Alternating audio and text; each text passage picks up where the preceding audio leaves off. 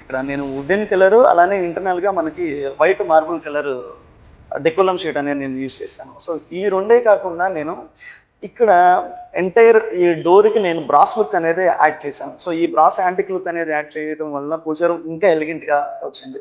So ఇక్కడ చూడండి మీరు, నేను నీట్గా పద్మాలు అనేవి ఇలా ప్లేస్ చేయడం జరిగింది. సో పద్మాలు బీడింగ్, బ్రాస్ బీడింగ్ ఎంటైర్ మనకి 3 టైప్ చౌకెట్ మొత్తం కవర్ అయ్యే విధంగా వస్తుంది. సేమ్ అదే విధంగా పైన శంకు చక్ర నామాలు సో ఇవి పెట్టాను. హ్యాండిల్స్గా కూడా నేను లీప్ డిజైన్స్ ఏవైతే మనం షూ ర్యాక్లో టీవీ యూనిట్లో ప్లేస్ చేస్తామో సేమ్ అలాంటి ప్యాటర్నే నేను ఇక్కడ తీసుకోవడం జరిగింది. సో ఇదంతా కూడా హెచ్డిహెచ్ఎంఆర్ డికో పెయింటింగ్ నేను ఇక్కడ చేయించాను. సో హెచ్డిహెచ్ఎంఆర్ డికో పెయింటింగ్ చేయించి సో బ్యాక్ సైడ్ మొత్తం నాకు వ్యూ అనేది కనిపించాలి, బ్లాక్ చేయకూడదు అన్న ఒక ఉద్దేశంతో ఇది ప్రింటెడ్ గ్లాస్, నేను క్లియర్ గ్లాస్ నేను ఇక్కడ యూస్ చేయడం అనేది జరిగింది. సో దీంట్లో క్లియర్ గ్లాస్ ఉంది. సో ఇది పూజా రూమ్ అవుట్డోర్ లుక్. సో ఒకసారి ఇంటర్నల్ లుక్ చెక్ చేద్దాం వచ్చింది. ఒకసారి పూజా రూమ్ ఇంటర్నల్ లుక్ చెక్ చేద్దాం వచ్చాను. సో లోపల చూసినట్లయితే బేసిక్గా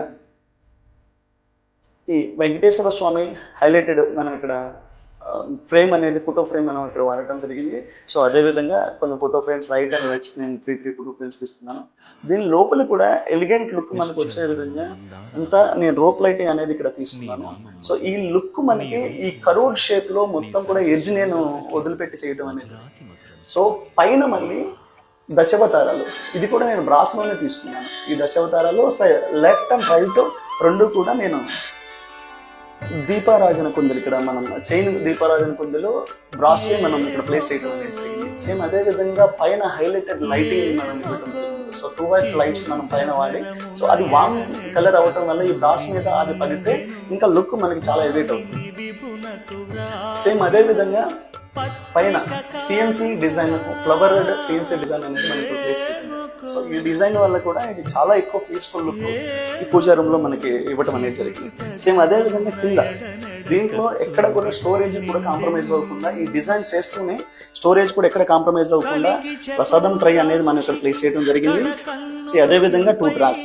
సో లెఫ్ట్ అండ్ రైట్ కూడా మనం స్టోరేజ్ ఆయిల్ బాటిల్స్ కానీ ఇంకా ఏదైనా పూజా రూమ్ సంబంధించిన స్టఫ్ మనం పెట్టుకోవడానికి సో ఈజీగా ప్లేస్మెంట్ చేసుకోవడానికి ఎక్కువ స్టోరేజ్ ఇచ్చాము.